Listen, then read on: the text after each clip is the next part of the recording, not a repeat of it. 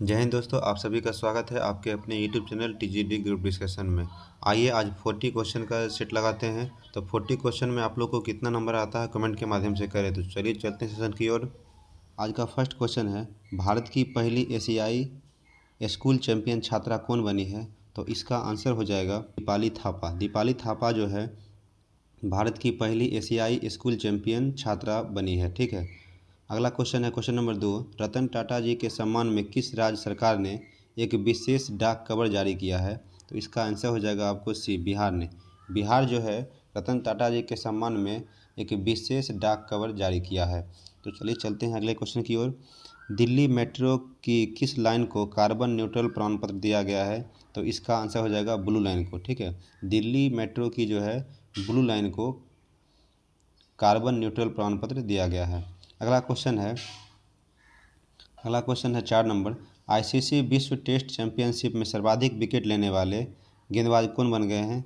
तो इसका आंसर हो जाएगा आर अश्विन। ठीक है, आर अश्विन इसका आंसर हो जाएगा। आईसीसी विश्व टेस्ट चैंपियनशिप में सर्वाधिक विकेट लेने वाले गेंदबाज बन गए हैं कौन? आर अश्विन, रविचंद्रन अश्विन, जो कि भारतीय टीम के स्पिनर गेंदबाज हैं। ठीक है। अगला क्वेश्चन है, ग्लोबल सिटी इंडेक्स में कौन सा शीर्ष स्थान पे रहा है? तो इसका आंसर हो जाएगा दुबई। ठीक है, ग्लोबल सिटी इंडेक्स में जो है दुबई जो है वो विश्व का सबसे शीर्षतम शहर रहा है। चलिए अगला क्वेश्चन हो गया, किस देश ने अंटार्कटिका में पहला वायुमंडलीय निगरानी केंद्र खोला है? तो इसका आंसर हो जाएगा चीन ने। चीन देश जो है अंटार्कटिका में पहला जो है वायुमंडलीय निगरानी केंद्र खोला है। अगला क्वेश्चन है, किसे दूसरी बार ग्रेड+2 वर्ग का दर्जा मिला है? तो इसका आंसर हो जाएगा सेल को। Steel authority of India, steel authority of India को ग्रेड+2 वर्ग का दर्जा मिला है। चलिए अगला क्वेश्चन की ओर चलते हैं। अगला क्वेश्चन है, किस देश ने दुनिया का सबसे शक्तिशाली हाइड्रोजन ट्रेन इंजन बनाया है? तो इसका सही जवाब हो जाएगा ऑप्शन सी, भारत ने। किस देश ने दुनिया का सबसे शक्तिशाली हाइड्रोजन इंजन बनाया है? तो इसका आंसर हो जाएगा सी, भारत ने। भारत देश जो है दुनिया का सबसे शक्तिशाली हाइड्रोजन इंजन चलाया है। अगला क्वेश्चन है, सतपुड़ा की पहाड़ी की सबसे ऊंची चोटी कौन सी है? इसका आंसर हो जाएगा धूपगढ़ी। ठीक है। आगे क्वेश्चन है, लक्षद्वीप समूह का सबसे बड़ा द्वीप समूह कौन सा है? तो लक्षद्वीप समूह का सबसे बड़ा द्वीप समूह हो जाएगा आंड्रेट। और अंडमान निकोबार का पूछेगा तो उसका हो जाएगा सैंडल पिक। चलिए, फूलों की घाटी जहाँ ऋषि गंगा नदी बहती है, इसे किस वर्ष यूनेस्को के विरासत स्थल में शामिल किया गया है? तो इसका आंसर हो जाएगा 2005। 2005 में फूलों की घाटी को यूनेस्को धरोहर में शामिल किया गया है। चलिए अगला क्वेश्चन देखते हैं, कौन सी नदी डेल्टा के बजाय एस्ट्री बनाती है, जिसकी प्रमुख सहायक नदी जो है वो पूर्णा है? तो इसका सही जवाब हो जाएगा ताप्ती नदी। इसका क्या हुआ, ताप्ती नदी हो जाएगा। और डेल्टा जो होता है, जो बंगाल की खाड़ी में नदियाँ गिरती है वो क्या बनाती है, डेल्टा बनाती है। और जो पश्चिम की ओर बहती है, जो अरब सागर में नदियाँ गिरती है, वो एस्चुरी का निर्माण करती है, वह डेल्टा का निर्माण नहीं करती है। चलिए अगला क्वेश्चन की ओर चलते हैं। अगला क्वेश्चन है कि अलकनंदा की सहायक नदी पिंडार है जो कहाँ जाके मिलती है? तो यह जो हो जाएगा कर्णप्रयाग में जाके मिलता है। ठीक है, अलकनंदा की एक सहायक नदी पिंडार है जो इसे कर्णप्रयाग में जाकर मिलता है। अगला क्वेश्चन है, प्रायद्वीपीय नदियों की लंबाई के अनुसार घटता हुआ क्रम में सजाएं। तो इसका क्रम हो जाएगा, सबसे पहले हो जाएगा गोदावरी, कृष्णा, फिर होगा नर्मदा, फिर होगा महानदी, फिर होगा कावेरी और फिर होगा ताप्ती। ये जो है लंबाई के घटते हुए क्रम के अनुसार है, मतलब दक्षिण भारत की सबसे लंबी नदी हो जाएगा वो गोदावरी नदी हो जाएगा।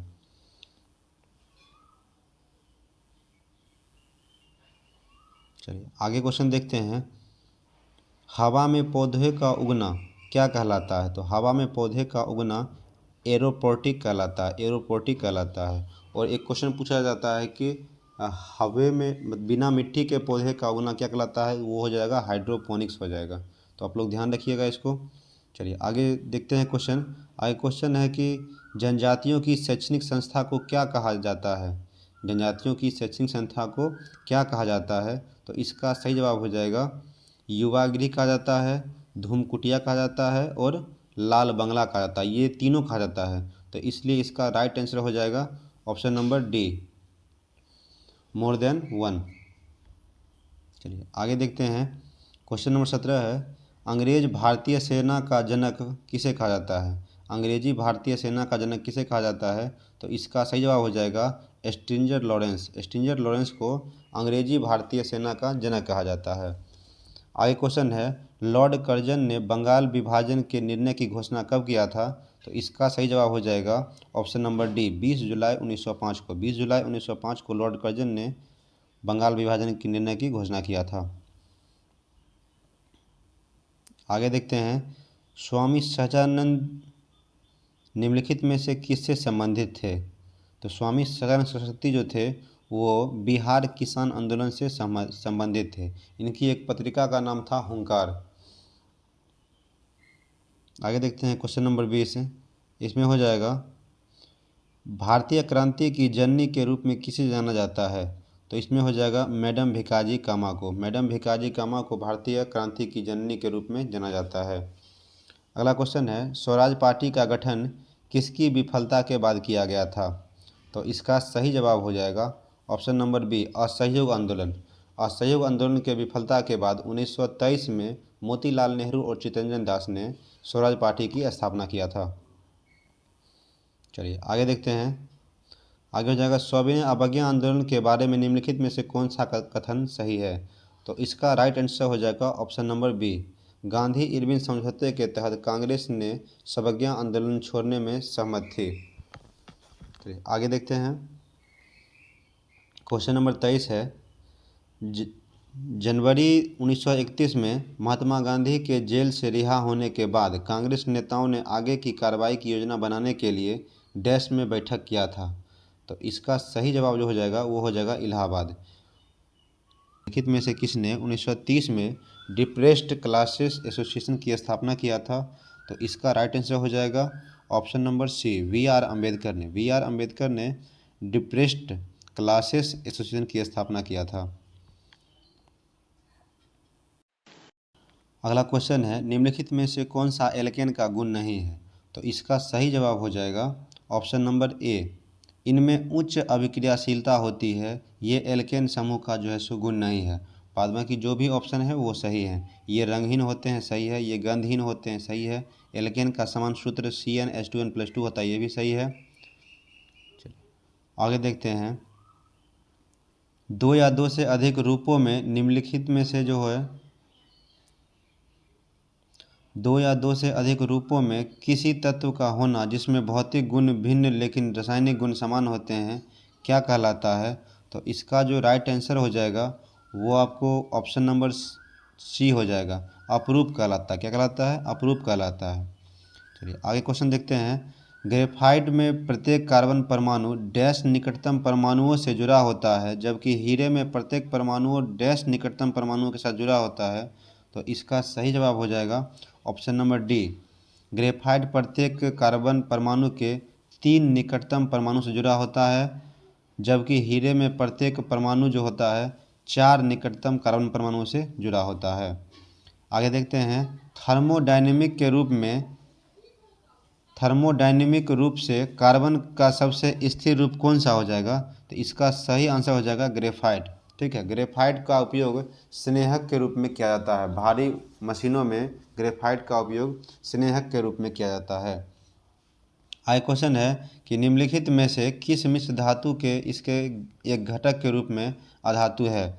निम्नलिखित में से किस मिश्र धातु के इसके एक घटक के रूप में अधातु है? तो इसका जवाब हो जाएगा इस्पात। चलिए आगे क्वेश्चन देखते हैं। आगे क्वेश्चन है, से कौन सी धातु अयस्क जोड़ी सही नहीं है? तो इसमें फर्स्ट है मरकरी का अयस्क जो है सिनेबार है, ये सही है। राइट आंसर नहीं है। तो चलिए चलते हैं आगे क्वेश्चन की ओर। तत्वों की नई आवर्त सारणी में डैश समूह के तत्वों को मध्यवर्ती तत्व कहा गया है। तो इसका सही जवाब हो जाएगा ऑप्शन नंबर ए, 13 से 17। 13 से 17 वाले समूहों को मध्यवर्ती तत्व कहा जाता है। चलिए आगे चलते हैं क्वेश्चन की ओर। अगला क्वेश्चन है, लोहा जो कि गुणों में कोबाल्ट और निकेल जैसा होता है को इन तत्वों से दूर रखा गया है, यह किसकी कमियों में से एक था? तो यह जो हो जाएगा ये न्यूलैंड के अष्टक नियम का सिद्धांत था। ठीक है, न्यूलैंड का अष्टक नियम कहता था कि प्रत्येक तत्व का गुण 8वें तत्व के गुण के समान होगा। न्यूलैंड का जो नियम था वो अष्टक नियम दिया था, और यह जो था इसका प्रथम तत्व जो था सो हाइड्रोजन था और लास्ट तत्व क्या था? थोरियम था। चलिए आगे देखते हैं क्वेश्चन। आगे क्वेश्चन है, निम्नलिखित में से कौन सा क्षारीय धातु का उदाहरण नहीं है? तो इसमें आपका राइट आंसर हो जाएगा ए, मैग्नीशियम जो है ये क्षारीय धातु का उदाहरण नहीं है, और सभी जो है सोडियम, पोटेशियम, लिथियम ये सब क्षारीय धातु के उदाहरण हैं। अगला क्वेश्चन है, सही उत्तर का चुनाव कीजिए। सही उत्तर का चुनाव कीजिए। इसका राइट आंसर हो जाएगा option number C. Option number C. तो इसमें हो जाएगा है एस्कॉर्बिक अम्ल। एस्कॉर्बिक अम्ल जो हो जाता है खट्टे फलों में होता है। दूसरा है मैलिक अम्ल जो होता है ये सेब में होता है, तो इसका जवाब हो जाएगा ए ऑप्शन। और सी है फॉर्मिक अम्ल जो है, फॉर्मिक अम्ल पाया जाता है चींटी के डंक में। चींटी एवं कीटों के डंक में क्या होता है? फॉर्मिक अम्ल पाया जाता है। और टार्टरिक अम्ल जो होता है इमली में होता है। बाद बाकी आप लोग को पता होगा कि दूध में कौन सा अम्ल के कारण खट्टा होता है, तो वो लैक्टिक अम्ल के कारण होता है। दही में कौन सा अम्ल होता है? तो लैक्टिक अम्ल होता है। चलिए आगे चलते हैं क्वेश्चन की ओर। आगे क्वेश्चन है, सोडियम क्लोराइड के उपयोग के विषय में निम्नलिखित में से कौन सा कथन सही नहीं है? तो इसका सही जवाब हो जाएगा option number C. Option number C में क्या है? बोथ, ए और दोनों कथन क्या है? सही है। तो इसका उपयोग जो होता है साबुन के निर्माण में होता है, ये भी ऑप्शन सही है। और दूसरा ऑप्शन है इसका उपयोग आचार के संरक्षण में किया जाता है, तो ये भी सही है। ऐसे क्वेश्चन पूछा जाता है कि खाद्य पदार्थों के संरक्षण में किसका उपयोग किया जाता है? तो बेंजोइक अम्ल का उपयोग किया जाता है। चलिए आगे देखते हैं क्वेश्चन। आगे क्वेश्चन है कि ब्लीचिंग पाउडर जिसे CaOCl2 के रूप में दर्शाया जाता है, यह जो होता है निम्नलिखित में से किस विधि द्वारा तैयार किया जाता है? तो इसका सही जवाब जो हो जाएगा वो हो जाएगा ऑप्शन नंबर डी। शुष्क कैल्शियम हाइड्रोक्साइड के साथ क्लोरीन की अभिक्रिया से जो होता है इसको तैयार किया जाता है। आगे क्वेश्चन को देखते हैं। अवक्षेप अभिक्रिया तब होती है जब जलीय विलयन में पाए जाने वाले एक अभिकारक का धनायन और दूसरे अभिकारक का ऋणायन मिलकर बनाते हैं। तो इसका सही जवाब जो हो जाएगा वो ऑप्शन नंबर बी हो जाएगा। बी में क्या है? एक घुलनशील आयनिक ठोस। ठीक है, चलिए चलते हैं अगले क्वेश्चन की ओर। अगला क्वेश्चन है, जब 1 लीटर जल को 4 डिग्री सेल्सियस से 0 डिग्री सेल्सियस तक ठंडा किया जाता है तब इसका आयतन क्या होता है? तो इसका सही जवाब हो जाएगा ऑप्शन नंबर सी, आयतन बढ़ता है। जल का तापमान 4 डिग्री सेल्सियस पर आयतन जो होता है इसका न्यूनतम होता है, और घनत्व क्या होता है? अधिकतम होता है। अगला क्वेश्चन देखते हैं। अगला क्वेश्चन है, डैश सामान्य तापमान और दाब में ठोस से तरल पदार्थ में बदलने के लिए आवश्यक प्रति इकाई द्रव्यमान ऊष्मा के लिए आवश्यक होता है। तो इसका सही जवाब जो हो जाएगा ऑप्शन नंबर बी, द्रव की गुप्त ऊष्मा। क्वेश्चन फिर से सुनिएगा आप लोग। डैश समान तापमान और दाब में ठोस से तरल पदार्थ में बदलने के लिए आवश्यक प्रति इकाई द्रव्यमान ऊष्मा क्या होता है? द्रव्यमान की गुप्त ऊष्मा। द्रव्यमान की गुप्त ऊष्मा होता है ये। अगला क्वेश्चन देखते हैं। ब्रह्मांड में पदार्थ की अवस्था में सबसे प्रचुर मात्रा में विद्यमान कौन सा है? तो इसका सही जवाब हो जाएगा ऑप्शन बी, प्लाज्मा। प्लाज्मा जो है पदार्थ की चौथी अवस्था है, और प्लाज्मा के बाद जो 5वीं अवस्था बना था वो BeC बना था, बोस आइंस्टीन कंडेंसेट। चलिए आज सेशन यहीं पे ख़त्म होता है। तो आप लोग बताइएगा ये सेशन आपको कैसा लगा, और इस चैनल को आप लोग सब्सक्राइब करें और इस वीडियो को लाइक करें ताकि हम इसी तरह की और सीरीज लाते रहें। Thank you.